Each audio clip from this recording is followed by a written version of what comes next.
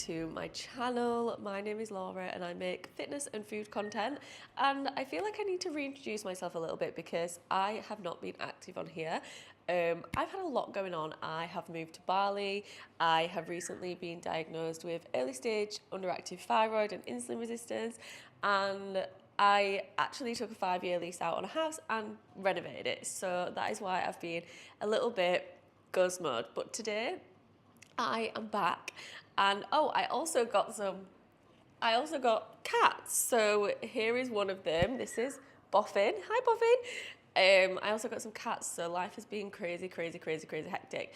But I wanted to make a little bit of a return to YouTube because I feel like this is a place where I can just chat, get to know you guys a little bit better, show a little bit more of an insight into my life, which is more than just a, picture or reel on Instagram. It's a bit more realistic. So today I'm going to be taking you guys through what I eat as a girl living in Bali with insulin resistance. Oh, excuse you.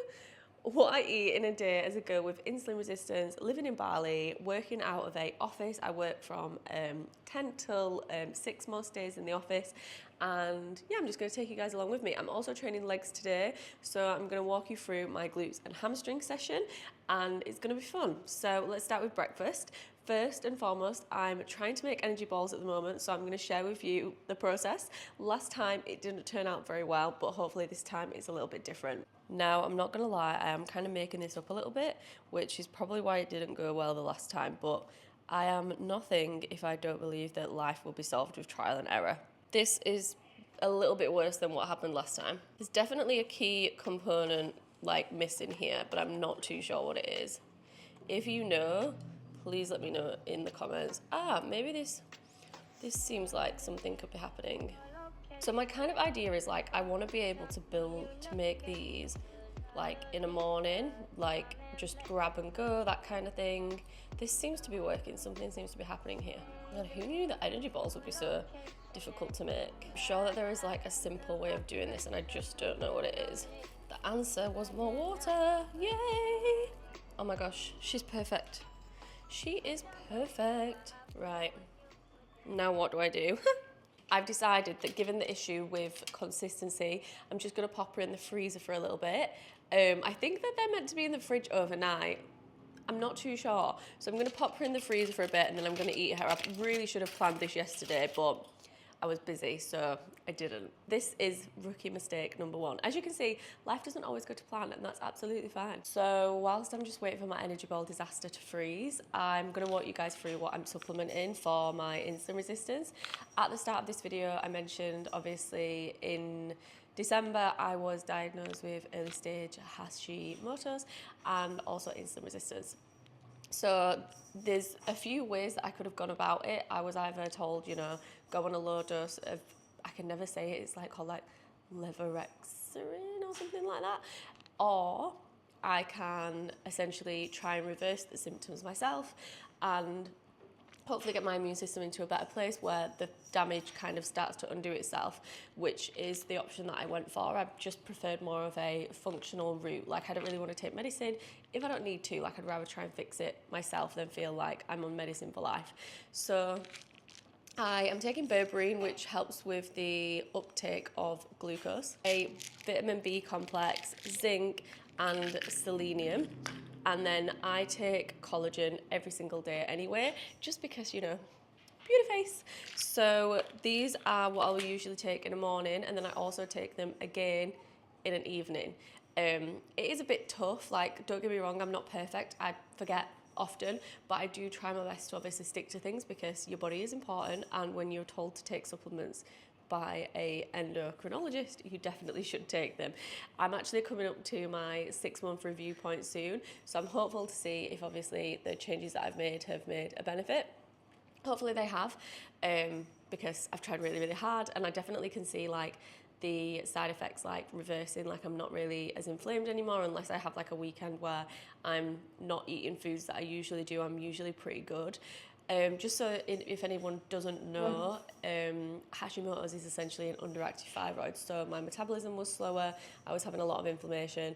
And do you know what it is? When I first found out that I had it, I was really surprised that there wasn't that many people in the fitness space, creating content about it, and I thought to myself, I was like, I really need to be the person that like bridges that gap for people, because the content that I would see would be like people that have had it for ages and they are well into like their healing journey and stuff, and like it seems so far away from like where I am now / where I was at the start. So hopefully this is the start of some consistent content where I show you like realistic content that feels realistic to me and more normal than being like super anti-inflammatory and super like very in line with like food and stuff, because obviously for that person it's that normal, but for me right now at the stage what I'm at, like that's way far away from where I am right now.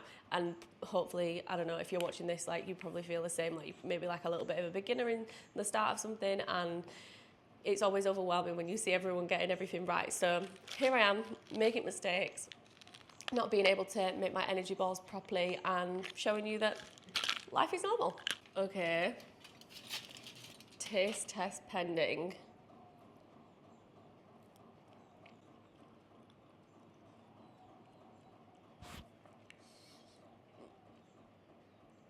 The flavour is there, but the consistency is just not. Like,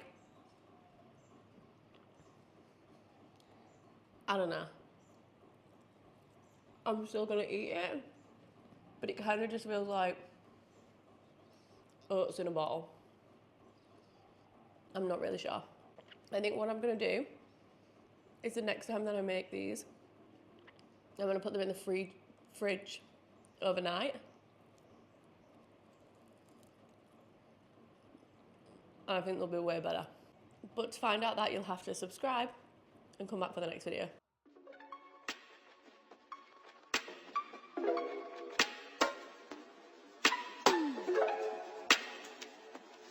I have arrived at the gym. It's quite loud music-wise, hence why I'm speaking into the microphone, so I hope it's not too loud. I'm just warming up for glutes and hamstrings now. I'm training with my friend today, which is nice. It's always nice to give a little extra push. And I'm going to walk you guys through my session. So let's do this. So the first exercise I'm doing is a dead stop hip thrust. This is essentially where you do a usual hip thrust, but instead of like not touching the ground, you touch the ground, you reset, and then you come back up. This is really good for making sure that your core is getting engaged throughout the entire movement. And as well, if you struggle with the like getting the weight up and you don't really struggle with the top where you're actually doing the thrusting, this is going to really build that up, so that then when you're going for your bigger lifts and a normal hip thrust, you're not going to struggle with the actual act of getting it into position. Send me your location, let's focus on communication, 'cause I just need the time and place to come close. I made that really sweaty. Send me your location, let's ride the vibration. The next exercise that I'm doing is the Smith machine RDL. I personally like this one because I feel like I feel it in my glutes a lot more than a standard RDL. So if you struggle to feel it, this is a good shout. One of the biggest mistakes that I see when people do the Smith machine RDL is that they don't keep the bar to their knees. Always keep the bar to your knees at all times. The next exercise I'm doing is a reverse lunge on the Smith machine with a glute focus. We've moved to a different Smith machine because the Smith machine upstairs is quite heavy, a bit too heavy for single leg work if I'm honest. So the reason why this is a glute focused exercise is because I am keeping my knee above my ankle, which forces me to sit back into my hip more, isolating the glutes more. The reverse lunge can be quad dominated, it can be glute dominated, but as this is a glute and hamstring day, I'm making it glute focused today. I just need the time and place to come close. Send me your location, let's ride the vibration. I don't need. The final exercise of our workout today is a 100 rep set on abduction. It is disgusting. It is going to make me want to vomit, but it is so good for feeling the burn and just finishing the session with a huge pump. As women, we also respond better to volume training for muscle growth, so it's a non-negotiable at the end of my glute and hamstrings day. The vibration, I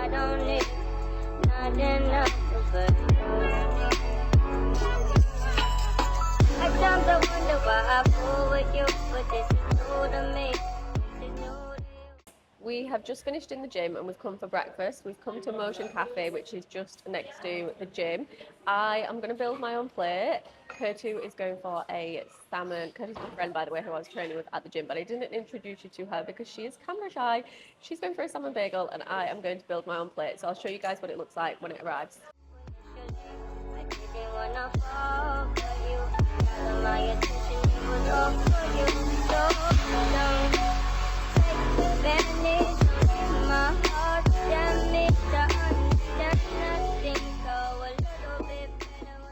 So breakfast is done and I am now in the office. This is where the magic happens.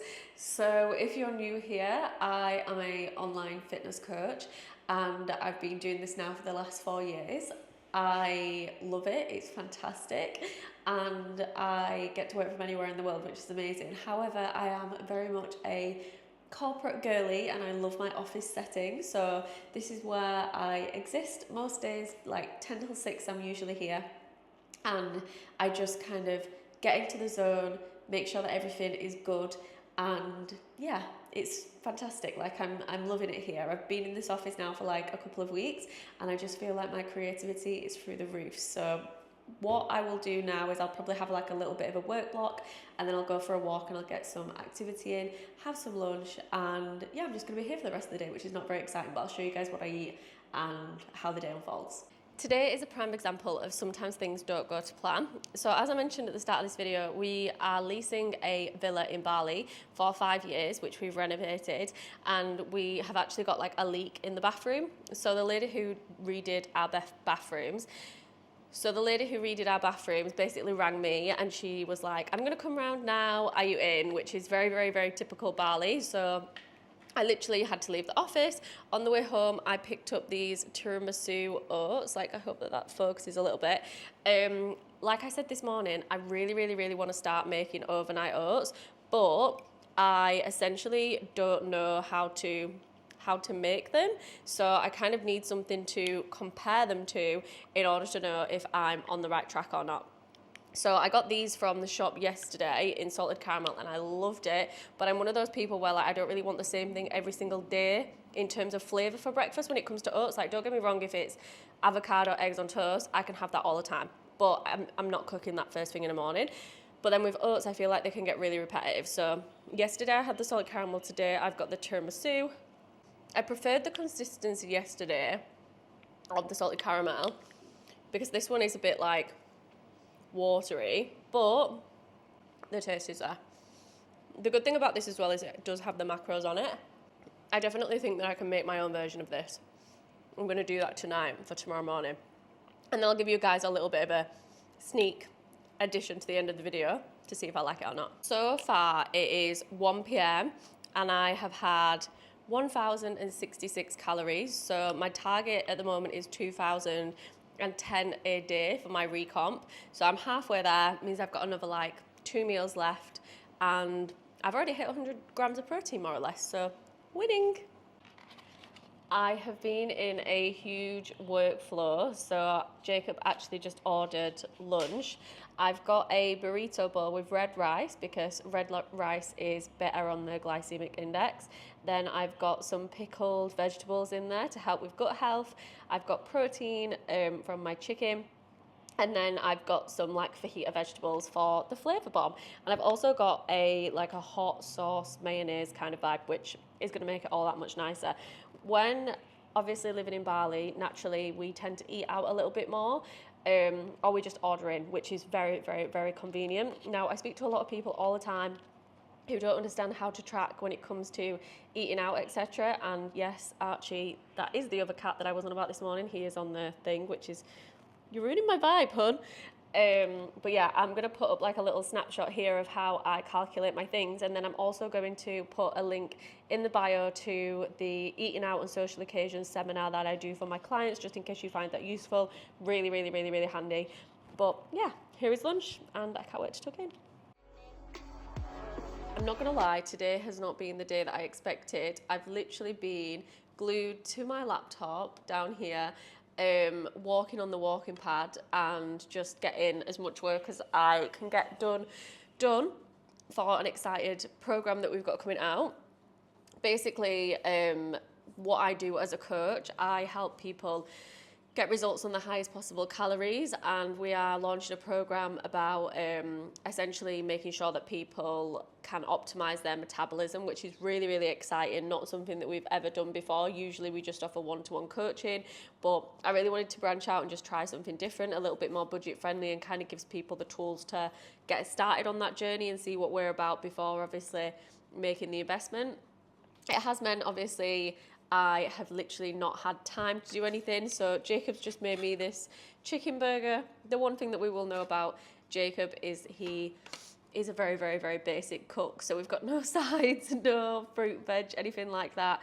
Sometimes it is like that, and like that's absolutely fine. And I say this to my clients all the time, like, as long as you're trying your best with what you can do, it's okay if, you know, sometimes things are not quite perfect. At least I'm eating, at least I'm still hitting my protein, which is important because we don't undereat when we're busy.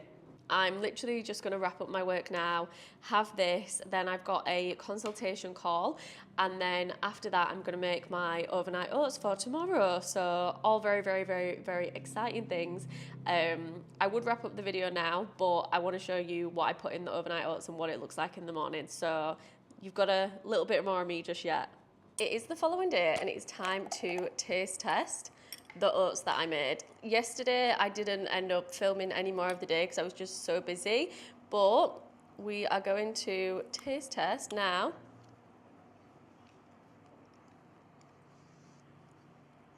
Oh my God, I actually did it.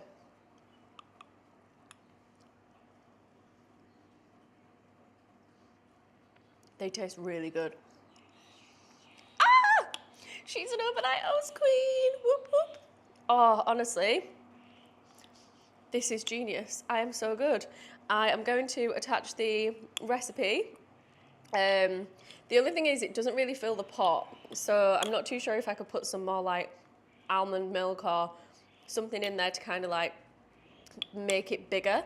But I think from memory, it's like 350 calories for the entire pot. So I feel like that's a great grab and go thing.